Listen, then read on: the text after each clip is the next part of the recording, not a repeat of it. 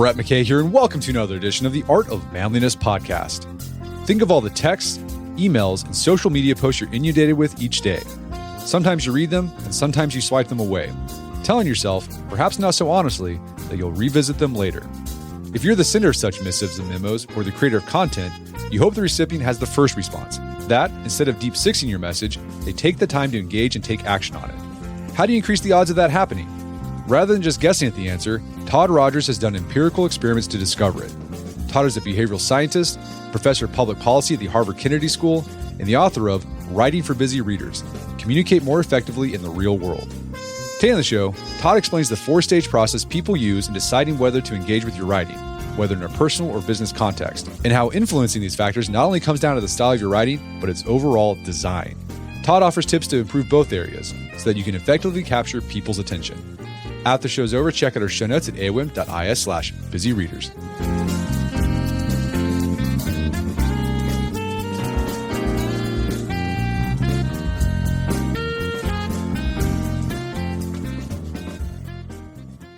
All right, Todd Rogers, welcome to the show. Thanks for having me. So you are a professor of public policy, and you recently co-authored a book about how to write for busy readers. What's the connection between researching and writing about public policy and writing for harried people living in the TikTok age? I've ever been asked to actually defend why this is public policy. I guess it starts with, I spent a decade working on how do we communicate to busy voters, trying to mobilize voters to participate in elections. And then a decade working on how do we communicate with busy families from schools to get kids to go to school and kids do better. And then 5 or 6 years before Jessica and I wrote this book, working with leaders across industries on how do we communicate to our employees, stakeholders, customers, constituents. And so I guess the common thread is across all these categories, across every domain of life, we are communicating to busy people. And if we want to be effective at doing it, we have to understand that our readers are busy and we should write in a way that makes it easy for them. Yeah, so with public policy, you're trying to get people to do things, but in order for them to do the thing that you want them to do, you have to communicate that to them. Yeah, I describe it as stage 0 of every intervention we deliver is, do we capture people's attention long enough to deliver whatever we're trying to communicate? So if we are trying to have people sign up for a program or, comply with the law or show up to court on a specific court date, we need to make sure we are communicating to them effectively. So you start off the book defining what effective communication is, what effective writing is. And you've developed this definition based on research as well as your own experience as a reader and writer. So what makes writing effective? I think we probably start with the reader. So it's funny, we talk about writing as if we are teaching writers, but the entire question of effectiveness is, do we succeed in communicating some thought from our head into the head of a reader? And so when we talk about this work, we're like, okay, imagine you own a radical different take on writing. It's not enough to have everything in there and then shift the responsibility to the reader. Imagine if it was always your fault if the reader did not read what you gave them. If it was always your fault, and so it's your responsibility to make sure they read it, and you don't control their lives. All you control is what you put in front of them. Then it takes a whole new orientation. Effective writing is writing that we succeed in delivering the key content into someone else's head at their leisure. And then at the beginning, I loved how you applied the things you write about in this book, in your book, and you lay out these sort of bullet points of what you found to be effective writing. Things like effective writing has a well-defined purpose. There's a reason why you're doing it. And the reader can pick that up right away. It says effective writing helps the writer as well as the reader. How does effective writing help the writer as well as the reader? Writing often helps us clarify our own thinking. And I think we conflate that with the other use of writing, which is getting an idea from me to you. And they are two totally different functions. And often we write our first draft, and then at the end, it was clear what we think that the highest order goal is. But that's actually stage 1. Stage 2 is then we need to actually make it as easy for the reader as possible to get it. The way it makes it easier for the writer, writing effectively helps writers because, one, it helps us achieve our goals, which is Jessica and my objective with this book, helping writers be more effective in achieving their goals. But it also, and we've all experienced this, the haranguing and harassment of people who haven't read or responded to what we sent them. Ineffective writing becomes a huge burden on the writer because people aren't showing up, people aren't responding, people are asking you questions. So writing effectively helps writers because it saves us all the follow-up and all the hassle that we are experiencing as a part of hassling other people to respond to us. It saves you from that irritation. Yeah. Another point you make, effective writing is not the same as beautiful writing. Flesh that out for us. We are all taught how to write well.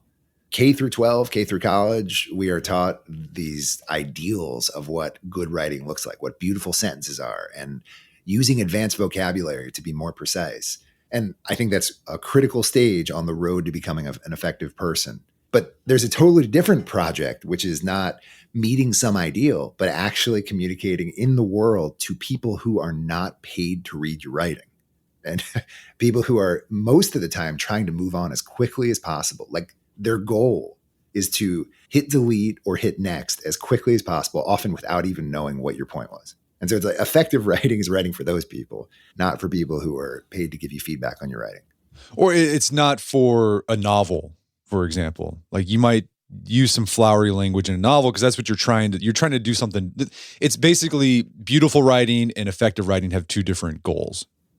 Totally. Yeah. A novel is just a different function. We think of effective writing as being about professional, practical writing, where you're texting a friend or you're writing a web content or you're writing an email to a coworker. All of it is like, it is not, we're not trying to layer in a third level of meaning with close reading about what adjective we used. We're actually just trying to practically communicate something. Right. So effective writing is about getting stuff done. And you guys aren't arguing in this book that we need to, do sort of like an Orwellian newspeak where all of our writing becomes effective writing. There's still a place for New Yorker articles. There's still a place for Tolstoy in writing like that. It's just that you're focused on how can we write so people get stuff done. That's the focus. Yeah, I like that. I mean, we probably could have incorporated that into the title. Yeah, there is a place for all that stuff, although that is a totally different function. It is leisure. You read the New Yorker or Tolstoy because you are reading it recreationally to entertain yourself. And that is different than working your way through your text messages or your inbox. As a guy who's done public policy, what have the consequences been of ineffective writing, like real world consequences? You could go across any domain. It could be ineffective. Let's say you're a government and you're communicating to people who are delinquent in taxes. You're mailing them and they're not reading it. There's all these studies on people are released from arrest and they are given court summons. And if it is written in a way that is easy to read, they're way more likely to actually show up to court and not have bench warrants issued for their arrest. Or signage in your public park asking you to pick up your dog's poop, written in pretty incomprehensible ways. Personally, like I have started 2 organizations. One is the hub in Washington, D.C. of using behavioral science and behavior change on public political communications and effective political communications, whether it's get out the vote or fundraising or volunteer recruitment or persuasion. Another is a company that works with K-12 school districts and communicating to families effectively gets kids to go to school or not. And so writing in a way that makes it hard to understand, or just writing the way we sometimes do, can undermine these important goals that organizations, campaigns, schools, companies have, which is trying to achieve some goal that is good for both the person who's reading and the goal of the writer. Yeah. And I'm sure everyone's seen examples of the bad consequences of ineffective writing at their own work. The company sends out a memo trying to get you to do something, but it's written in this convoluted way, or there's just too much going on in the memo that there's hardly any compliance at all. Yeah, there's some great examples. So there's like a sign. There is a Center for Plain Language. It is an organization that gives an award every year called the WTF Award for just the worst signage that has been created that year. WTF means words that failed, obviously. And the sign, a real sign, getting people to pick up their dog's poop was persons shall remove all excrement from pets. I am certain that was an ineffective sign and that 90% of people didn't read it and understand that the goal was to scoop your pet's poop. So yeah, It's comically bad, but it's clear. I'm sure the lawyers understood it. Yeah. So before you start writing, the thing you say we need to do first is get inside your reader's head. What do people need to understand about readers today so they understand like how a reader decides whether or not they're going to read something, whether they're going to read it all the way through, etc.? I think the TLDR of the whole thing, the too long didn't read of the whole book or of this entire project that we're doing, is everyone is skimming everything, right? No one is spending as much time reading as we are writing and thinking about it. And so we need to write in a way that accommodates the reality that everyone's skimming. So you get inside their head and know that they are super busy and they have a long list of things to do and a lot of things they'd rather do than read whatever you're sending them. And that includes text messages. We've run these experiments where even text messages, writing them so they're easier to read makes people more likely to understand and respond to them. So if you're going to get in the reader's head, it all starts with everyone's busy and everyone's skimming. And rarely do people care as much about what we're writing as we do. And I love this too. You lay out a 4-stage process that readers go through and when they're deciding whether they're going to engage with a piece of text. And this is whether it's an email, a text, a Slack message, a social media post. The first part is you have to decide whether you're going to engage with it at all. So you just look at the thing and you kind of skim it and you're like, well, am I even going to dig deeper into this? Second is if you decide to engage, you must decide when to engage. Like, what does that mean? Like sometimes you don't read it right away. Yeah, it's a combination of the first and second, the second and third, which is the first I think the most important and kind of the most subtle, but everyone will relate to, which is if you have a long thing in front of you and a short thing in front of you, which are you going to do first? Almost everyone is going to do the short, easy thing first. And so you look at it's a wall of words, and we call that deterrence. You are just deterred from reading it at all. And that's like, I think that everyone should relate to. You open something, even a text message, like, I can't deal with that right now. Or you go to a web page and it's a long wall of words. The second and third are basically like, okay, so do I engage with it now or later? And whenever I engage with it, how deeply do I read it? And I assume we actually have lots of evidence. What happens is the more difficult it is to read, the more you just sort of dart around, bounce around, see if you get the gist, and eventually give up and move on. So those are the 1 through 3. And the fourth one is deciding whether to respond or not. Yeah. If you're asking for some kind of response. And the easier the response, the more likely people are to do it. Just like the shorter the message, someone's more likely to read that than a long one. If it looks like it's going to require a lot of research or it's unclear what the question is, all these things make it just less likely people will deal with it at all, but definitely less likely they'll deal with it now.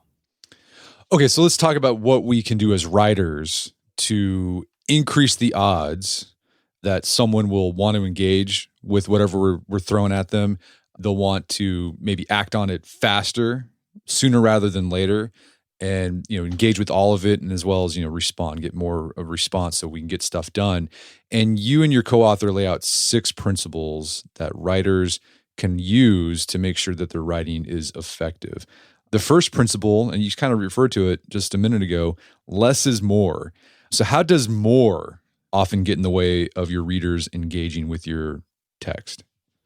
This is my favorite. I don't want to speak for Jessica on this. I love this. Less is more.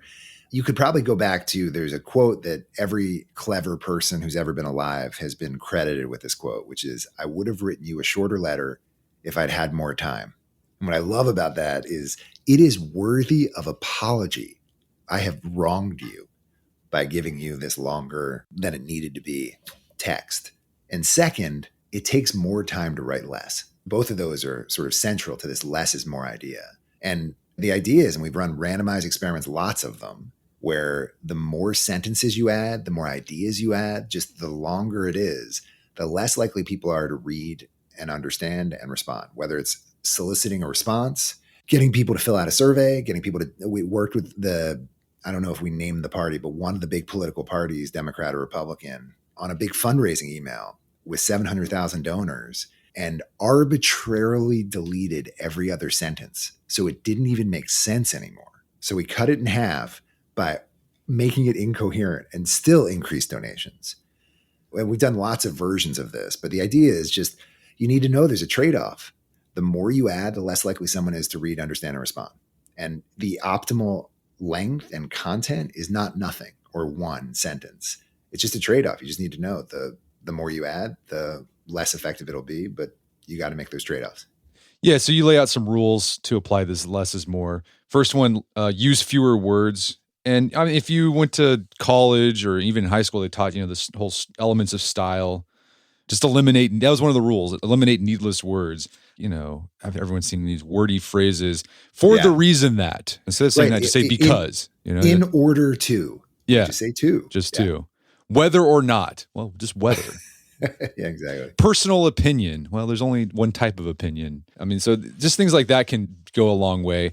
But I love this idea, rule number 2, to include fewer ideas. So we're talking about maybe it's a memo or an email you're trying to write. Oftentimes you want to try to cram as many things as you can in that piece of text. But what your research shows is like the fewer the better. The fewer ideas you have in your email or memo, the more likely people are going to read what you wrote. Yeah, and that's hard. I mean, it's hard for people because it requires judgment and prioritizing. Like, what's the most important thing I'm saying here? And it would be good for you to know this, but it's not necessary. And so there's trade-offs all the way. Like, there are workarounds. Like, if it's a web page, you could have a link to the more content. Or if it's an email, you could have it below the sign-off or as an attachment. Or if it's a report, it could be an appendix. You can keep the detail, but you just need the core thing to be the core thing. And what we have is all this experimental evidence showing that when you dilute it with more content, you just are less likely to achieve your goal. And it just requires judgments and trade-offs the whole way. Yeah, you gave this a great example. This was like a text. Could be a text to get together with some friends for dinner. The original one is, I'm looking forward to our 6:30 dinner tonight. Let's eat at Tina's Italian restaurant at 651 Ocean Drive. Their breadsticks are awesome. I haven't had their lasagna, but I'm ready. It's supposed to be tasty. Let's meet at my place 15 minutes early and we'll walk from there. Sam and Joy are going to join us for dinner too. Man, if I got that text, I'd be like, oh, geez, I'm going to just have to look at this later. But, you could have just said, hey, we're having dinner. It's at 6:15. Meet at my place. That's all you needed. Right. And there is information in the rest of it. It's just if you're aware that there's a trade-off, then you have to treat it differently. Since writing the book, I've worked with a guy who's in the CIA who writes intelligence assessments in this group and this intelligence group. And they're 70 pages and that's the norm. And he was like, well, how do I write less? Because if I write 35 pages, they're going to think I didn't do my job because the norm is the norm. The norm is 70 pages. And so I actually love that because the answer is you can't. Like, you have to write for your audience, and what your audience expects, it has to look like what your audience expects. I mean, Jessica and I wrote a 207-page book where one of the principles is write less. The book, expect the book to look like a book. And so you have an audience that has norms and expectations. It has to look like what they expect. But then within those constraints, the easier you make it for them, the better. And so with a text message, I don't think anyone cares whether you are interested in the breadsticks or not. They're just like, when do I show up and who's going to be there? Right. Okay, let's move on to the second principle. Make reading easy. How do we typically make reading more difficult for our audience? We write in grammatically correct, complicated ways. And so whether it is a long sentence or using unfamiliar, uncommon words or writing in a grammatically complicated way, it just makes it more cognitively taxing. So a different way of thinking about all this in length and also writing style is just how do you make it less cognitively effortful? The easier it is, the more likely people will be to do it. So even if they're going to work their way through it, it's just unkind to write in a way that taxes them and burdens them. We ran one experiment with Vice President Harris when she was the Attorney General of California, and I mean, I don't know, the listeners are not, I hope no one is writing like this, but the California state legislature required that schools send families letters when their kids are late or absent.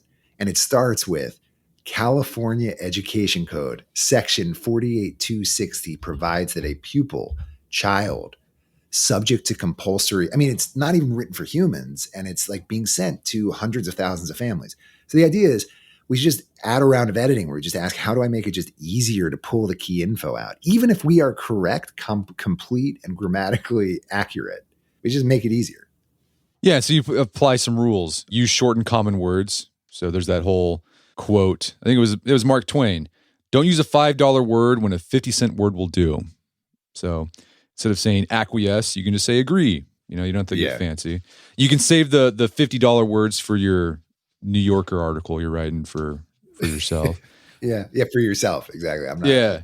Rule 2, just use straightforward sentences. So you're not going to do, clauses and using semicolons and et cetera. Like, you just really straightforward, like you can just glance at it, you know exactly what it says. Yeah, and then rule 3, write shorter sentences. So, just got to edit until you can get it down. You start writing like Hemingway, basically. Yeah, that's the idea, but no simpler than it needs to be, right? Like as simple as it can be, but no simpler. Yeah, so you give an example of a hard to read complex sentence and then editing it so it's easier to read. Here's the hard to read version. Often crafted from insidiously complicated language, designed to abstract contentious details, ballot measures are propagated as a tool of direct democracy in 24 states and Washington, D.C. So yeah, grammatically correct, but that was hard to read. Here's the edited version. Ballot measures are used as a tool of direct democracy in 24 states and Washington, D.C. They are often written with deceptively complex language designed to hide controversial details. So yeah, that was a lot easier to read. We're going to take a quick break for a word from our sponsors. And now back to the show. Okay, second principle again, make reading easy. So we're just going to use fewer words, write shorter sentences, and make sure your sentences aren't hard to read with those parentheticals and semicolons and references back to things you said in a previous clause. Third principle is designed for easy navigation. Now, I'm sure a lot of people who are listening to this, they probably learned in high school or in college, some ideas or some rules about being concise with your writing. We've all probably read Elements of Style, and that's one of the rules. But I don't remember being taught this. Well, actually, I was taught this in law school, but I wasn't taught this in undergrad or high school, is thinking about the design of your writing so that it's easy to read. So what does that look like? How can we lay out our writing so that it's easier to navigate?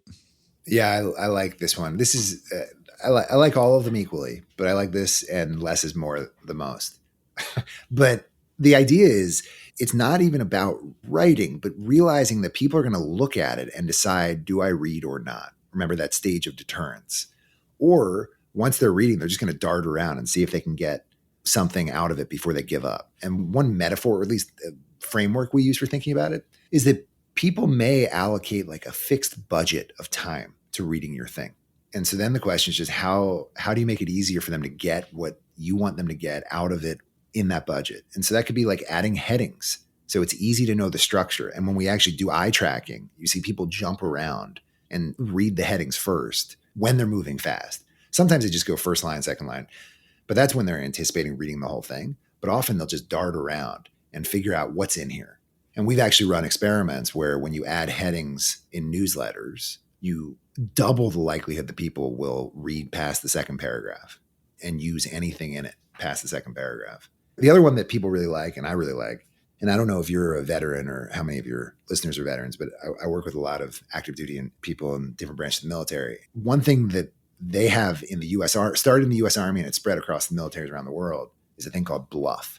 Bottom line up front, BLUF, BLUF, bottom line up front. And it is a rule in the U.S. Army, a rule that anything written to anybody, the first line has to be the bottom line. So there's no long introduction, an enlisted person writing to a general. Bottom line is the first line. And it makes it so much easier for readers and writers to know where's the key info, where do I put the key info, where do I find the key info. But it especially helps people who are lower status, like an enlisted person writing to a general might have to say, in the absence of that rule, like, we ran into each other in Kandahar. You may not remember me. We chatted in the mess. I went to rival high school. We laughed about how the Philadelphia Eagles are going to win the Super Bowl this year. But I want to ask you for a meeting. And so instead of the whole throat clearing, which would decrease the likelihood it would get read at all, now they have this rule that doesn't work everywhere. But having this rule in that environment and with that organization makes it just easier for everybody. And so another way to design for navigation is to have this kind of structure. So it's easy to pull the key info out and jump around, but also when possible, make the bottom line super easy to pull out. Okay, so yeah, when you write an email, for example, just write at the very top. You don't have to do the throat clearing stuff. Just like, here's what this email is about. Maybe, but it doesn't work it just depends on the expectations and norms, because that can come off as too aggressive. I don't do that. I still have a hope you're well or good talking to you the other day. And I usually add that back. Like I'll write my like all business part and then I'll add some humanity to it because I don't want to come off as too aggressive. And so, but like within organizations, when we talk, like the next step that Jessica and I are thinking and working on is like, okay, so you've become more effective as a communicator. How do we get your team to be more effective? And it starts with just being intentional and explicit. Let's just have a conversation about how do we write so we can all be on the same page instead of just letting these norms evolve without intention or guidance. Let's be intentional about it. How do we write? Like the U.S. Army decided bluff, so we can all be on the same page. Okay, and I really like using headings. Like that's something I learned in law school. When you write a memo, you break things up in headings so that the partner that you wrote the memo for can just glance at it and get to the information they might be particularly interested in. Another thing for easy navigation, add bullet points. Like using bullet points can help out a lot, especially if you've got more than 2 ideas or 2 requests in your communication. Yeah, there's a subtle one on the bullet points too, which I think you were pointing to, is that if the bullet is kind of long, a skimmer still has to read the bullet to figure out what it's about. And so one of the things that we have found is putting a title to the bullet, which may seem counter to fewer words. We're just saying add a 3-word title, which is extra words, makes it easier for a skimmer to know whether they should bother engaging with this bullet or whether they are free to move on. And so it's a subtle thing, but the goal is just making it as easy for your reader to move on and get the key info that you want them to get. And then when we start talking about design, you can see that you want it to be aesthetically good looking and consistent. And so you want the headings and titles to always look the same and things like that. Yeah. Another rule you can apply for easy navigation, order your ideas by priority. That's kind of that bluff thing, maybe. But if you have more than one idea, like put the stuff that you care about the most right at the top, because the person's going to read that far and then they're going to start jumping around a lot after that point. Yeah, exactly. And exactly. And if they are going to jump around, you want to make it easy for them to jump around, which is why, like you said, you like to space it out, put bullets or things, just making it visually easier. And then another rule, consider using visuals. Like don't be afraid to put pictures in your communication. If that picture or visual can convey the message, what you're trying to convey more efficiently. Yeah, a colleague of mine and friend and mentor, Nancy Gibbs, used to be the editor of Time magazine. And I was really surprised to hear her say that a common feedback she would give to her reporters was, does this have to be words? And because she's a word person. And she said that was a common challenge for writers is like, is there an easier way to show this? Like, can it be a diagram instead of a full paragraph or 2? And so the thing about designing for easy navigation, that takes time on your part as a writer, because it's easy to crank out just a big block of text, maybe put a few paragraphs here and there. But thinking about headings, thinking about what could be bolded, thinking about, the bluff, that's going to take a bit more time than just cranking that thing out in just one fell swoop. You have to really be thoughtful about this. So, but the payoff is in the end. You invest that time up front, so you save yourself some time and frustration on the back end. Right. And if it's really important for you, you want to make it easy for the reader because you will be more effective. It's also this kindness that I also think it's kind of a subtle implication of all of it, is that it's just nicer to your reader to make it easy in that way. All right. So the 4th principle is use enough formatting, but no more. So I think one thing people do to help ensure that certain ideas stand out, they'll use things like bold or underlines or all caps in a text message. How do people mess up formatting, though, when they're trying to get their points across to the reader? This has been the bigger surprise of writing this book for me. The biggest surprise has been people being really excited because they say, this has been a fight my entire career. And I have been saying we need to write in a way that makes it easier. And people are like, this is just your taste and just your preference, and has been dismissed. And now we bring to it all these randomized experiments and a lot of evidence from different ways of research. And it's now actually a question of like scientific effectiveness. The other surprise has been when people email me, one, there's a lot of anxiety, I think, that I'm going to be judgmental. And anyone who's going to email me, you do not have to worry. It turns out writing, reading, and communicating are all hard. But the second thing is when I started saying use enough highlighting, but no more, it leads to people using, different font colors, underline, bold, highlight, italics, all in the same thing. It was only 8 sentences, and there are 6 different kinds of stylistic formatting variants in the message. And the irony is that actually is worse than nothing, because it makes it harder for the reader to figure out what you think as the writer is the most important thing. Because if you only format, let's say you bold one sentence, it is unambiguous to the reader. The writer thinks this is really important. But if you do lots of different things to 6 of the 8 sentences, I have no idea as a reader what you think is most important and what any of the formatting even means. So use enough formatting. In surveys and experiments, we've seen that people jump to bold, underline, and highlighted text. They jump to that and they think the writer is saying to them, this is the most important content, get this. So it's incredibly effective.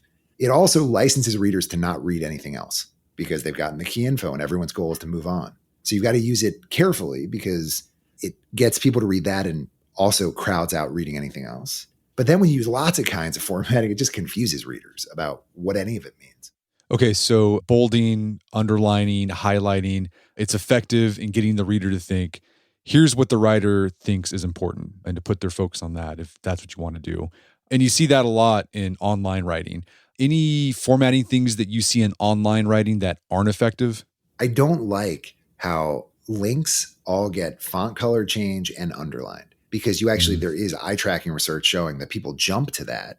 And often the link is not the key info. The link is just the link. And so there's this tension, there's this norm. Everyone knows that's what a link is, but it kind of undermines the speed of consuming whatever we're writing for people. And so actually the trade-off for me on that is we want to minimize the number of words that are linked if you can, while still accurately describing whatever the link is. It's a sort of a small point, but one that aesthetically, I don't think we have a good solution to yet. All right, so use formatting, but don't go crazy with it. You don't have to use all the formatting options. Just pick 1 or 2 and then stick with that. And again, the formatting used is going to vary by context. Maybe in your organization, you have a rule or a norm that you use in regards to formatting in order to show that this is important. So just follow that. The 5th principle is tell readers why they should care. And this is all about making sure that the reader actually engages with your content. So what can we do to show the reader, you should care about this and engage with this more than just a cursory glance? Yeah, the way we thought about this is the obvious way to get a reader to read something is to write about something they care about. But we take it as given. The writer has the thing they want to write about and the thing they're trying to communicate. And it doesn't really matter from the writer's objectives whether this is the most interesting thing in the world for the reader, right? So we take as a given, you have your goal as a writer. Within that set of ideas or content, all we're saying is you may as well emphasize the part of the things you're going to say that they may value the most. So we report this experiment with Rock the Vote, which is a voter registration organization that tries to target young people. And they were sending an email out to potential volunteers saying, will you volunteer to work at concerts to register concert goers to vote? And in one condition, the subject line was volunteer with Rock the Vote. And in the other condition, it was attend concerts for free. Maybe it was volunteer and attend concerts for free. And so the subject line there is drawing attention. The content is the same, exactly the same. You're going to volunteer at a concert and you're going to register voters, but we may as well emphasize the thing that people will value out of that set. And so they ended up 4x more effective, 4 times more effective by just making the subject line focus within the set of ideas they're going to say in the message on the thing they think the recipient might care the most about. So that principle is just emphasize what the reader might care about within the bounds of what you're already going to say. We're not saying you need to say something different. We're just saying you may as well focus on the thing they may care about. Yeah, and then put that up front. Don't bury the lead on that. Don't wait till the very end. They say, hey, this is why, start off this, in the subject line, here's why you should care about this, and then put all the other information after that. And then another rule that you have for that, for tell the readers why they should care, is emphasize which readers should care. This is important because sometimes you send out a message and it's only going to a certain segment of the population. And if you make it too broad, you might end up causing the group of people you're trying to communicate to just to ignore it completely. Yeah, it's at minimum, it's kind to your reader to let them loose. This is not for you. You're free to go. But also in the intermediate term, as you communicate more, if you let people go when it's not relevant to them, they're going to be more likely to attend when it is relevant to them. Yeah, you gave the example, like let's say you have a grocery store and there's been a recall on a product for safety. The grocery store might put up a sign, noticed important product safety recall information. Well, if someone sees that, it's like, well, I don't know, maybe is it the product that I bought? Who knows? Maybe I'll just ignore this. And then you said, if you want to have a reader's perspective, the top line of that notice should say, if you bought soup XYZ in June, it has been recalled. And so immediately the person seeing that, it's like, well, did I buy that soup in June or not? And then they can make that decision whether they need to engage with it or not. Right. Well, Brett, also, I applaud you for these are deep tracks in the book. You read it closely. I read the book. Nice. Yeah. And you make it easy to read. So it made me want to keep reading it. Yeah. We wrote it so it was skimmable for anyone listening. It is easy to skim, but if you want the details on any topic, you can dive deep in it. You can dive deep. So the sixth principle is make responding easy. Not all communications require response, but a lot of the communications that we put out there to get stuff done, they require responses. So what can we do to make responding easier? I know that that your listeners and you follow other behavioral scientists, like behavioral economists or social psychologists who work on behavior change, which is basically what my research has been on for the last 25 years. And all of that is this, which is the takeaway is if you want someone to do something, we should make it easy for them. And so whether that means reducing the number of steps required to take the action, or providing checklists, or pre-populating forms, or even here's something completely basic that we've all had, which is let's schedule a meeting. There are 4 of us on an email thread. These 6 times work for me, which work for you. And then if you reply in a paragraph, well, I can do the first time, but I'd have to move a couple meetings. The second time's better for me, but the third doesn't work. And the fourth could work if nothing else works. The amount of effort required to decipher which of the times you're proposing actually work is, you're adding 35, 40 seconds to the next person to figure it out. If we actually wanted everyone to respond, you say, of those times, these 2 work for me, period. Nobody cares whether it means you have to move a meeting. So the idea is if it's important to you that someone get back to you, you want to make it as easy as possible. If it's important for us, we want to make it easy for them. I'll often ask students, imagine you have a task that will take 5 minutes and a task that will take 30 seconds. Both of them are on your to-do list and you plan to do both eventually. Which are you going to do first? Almost everybody's going to do the 30-second task first. And so the idea is you just want to make it easy as possible. Right. And so that means maybe you have to do some decision structuring for the person. Here, I need you to make this decision, just this one decision. Yeah. And then after that, you can maybe follow up if you need to make other decisions. But just pick one thing you want them to respond to. Yeah, one in the less is more, there's fewer requests. If you ask someone to do 2 things, you are less likely to get them to do any one of them than if you ask them to do just one. The idea is we've got to prioritize, we have our goals, and we need to write in a way that makes it easy for the reader to help us achieve our goals. And that means simplifying the request. Like you're saying, if I asked you, what do you think? Versus, I'm going to submit this, agree or disagree, yes or no? Do you sign off? They end up being, it's much easier to say yes, agree, submit, than an open-ended, what do I think? And so it's just my prediction, and some of the evidence all the evidence is consistent with. People are more likely to respond and more likely to respond sooner when it's a yes-no question than open-ended. Yeah, another rule you have in this Make Responding Easy is organizing key information that's needed to take action. So let's say you make a request for something at your work or something, but then in order for the reader to answer that, they have to start troweling through all this information or kind of doing this scavenger hunt to even start putting together a response. Well, if that's the case, they're going to drag their feet on that, or they're going to take a long time. Instead, if there's an answer you need right away, provide the reader with as much information as possible that they need in that communication so they can give you the response you need. Okay, so those are the 6 principles. And I think if people had those in mind as they wrote, they'd get a lot more done with their writing. At the end of the book, beyond these 6 principles, you talk about some other ideas that you've seen in your research and your own personal experience when it comes to communicating and getting people to respond to your writing and getting stuff done with writing. And one topic you talk about is frequency of communicating. And this is something I struggle with when it comes to communication in my business or in organizations that I belong to, because I worry about communicating too much because I don't want to bug people. But something I've noticed is that when I do communicate more, I get more responses. Like I get more people showing up for things or doing things. So like, what's the research say? Like, how often should I hit people with the same information so that it's effective? There is not a single answer for this, just like there's not a single stable answer for when should you communicate, because the equilibrium changes. If the answer is Thursday at 3 p.m., everyone is going to communicate Thursday at 3 p.m., making yours less effective. And then the equilibrium moves around. It's an unstable equilibrium. Similarly, for frequency of communication, I think there isn't a good answer, but my first pass at it is if you think that your reader wants your communication and values it, like your newsletter, if you think that they really want it, then you want to be consistent so they know when to expect it and have it look the same so they can like recognize quickly what it is.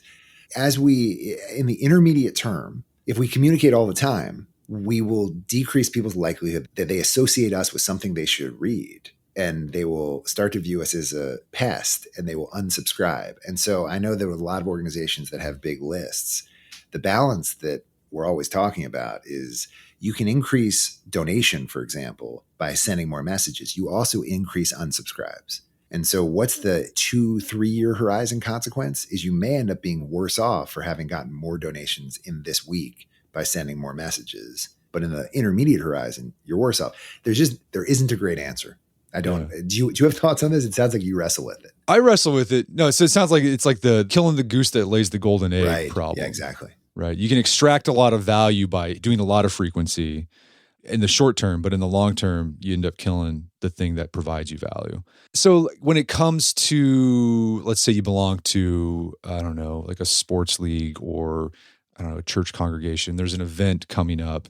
That's the thing where I've found that more frequent communication helps up to a point. You can't just do one and expect to get a response because like people might just miss that first email or they read it and then they forgot about it. And then the event comes up 2 weeks later and they're like, I didn't know about it. It's like, well, I sent you that email. So I think something like that, I think one email, maybe 2 weeks out, and then, maybe a week out, you send a reminder, and then like 2 days before you send a final reminder. That could work. I mean, if you did a reminder every single day, people are just going to tune you out. I think there's consistency in that too, Brett, where it's like, I'm on a board where they send materials out a week in advance and then they send them the night before again. And so I know 2 weeks in advance, I don't need to deal with this because I know it's coming back right before. And so if they stop doing that and they just did it occasionally, I think I and the other members would all be, less prepared because we've come to expect that, this is just the forewarning before the real one. I think consistency is probably key there because people start to associate you with a pattern. Yeah. But I also think, frequency can be a tool to help a harried reader because people are just getting inundated with stuff and they're going to miss things. This can even happen with your friends with text messages, right? You send a friend a text and you don't hear back from them and you think, oh man, they hate me. They don't like me anymore. So no, if their text inbox is anything like yours, it's just getting inundated with 2-factor authentications, reminders about their kid's doctor's appointment. So maybe the friendly thing to do would be, hey, follow up 2 days later if they haven't gotten back to you because they needed that. So I think with frequency, there's a balance, but I think maybe don't be afraid of nudging more than you think because you're probably not actually nudging because the people probably didn't see your initial message anyways. Yeah, I like that. I also think when you talk about a friend or a coworker with whom you communicate a lot, I do think this is probably the answer for most questions, is to communicate better and actually have a discussion about it. And this is something that we stumbled into. Well, there isn't a universal rule for this. Some people will view you pinging them again as like, yeah, man, I read it. I got you. Stop harassing me. Others will be like, thank you.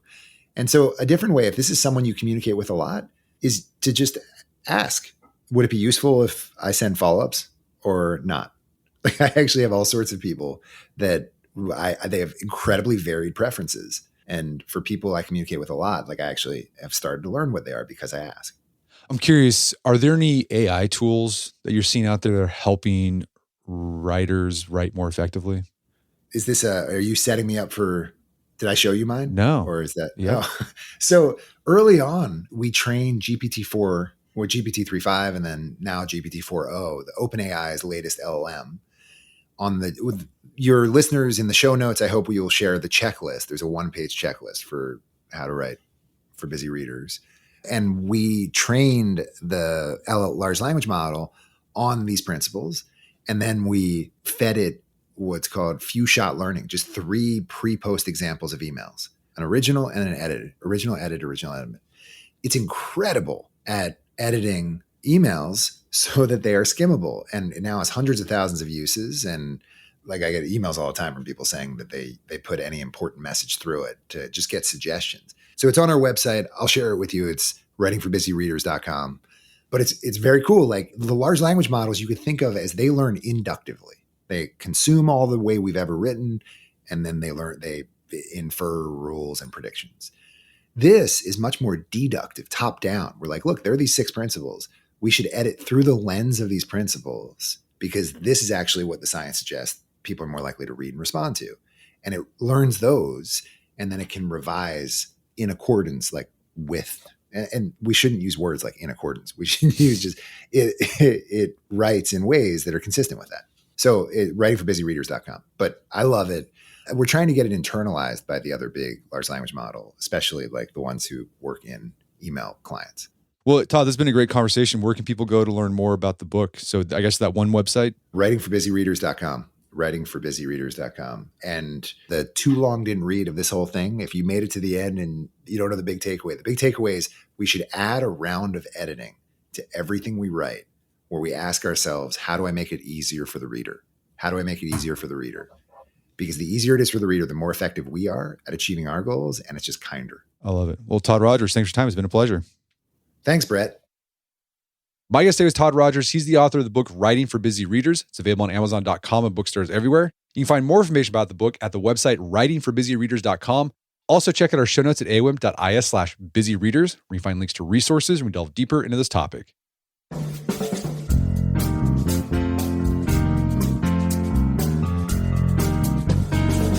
Well, that wraps up another edition of the AOM podcast. Make sure to check out our website at artofmanliness.com, where you find our podcast archives, as well as thousands of articles that we've written over the years about pretty much anything you'd think of. And if you haven't done so already, I'd appreciate it if you take 1 minute to give you up the podcast or Spotify. It helps out a lot. And if you've done that already, thank you. Please consider sharing the show with a friend or family member you'd think it's something out of it. As always, thank you for the continued support. Until next time, it's Brett McKay, reminding you to listen to the AOM podcast, but put what you've heard into action.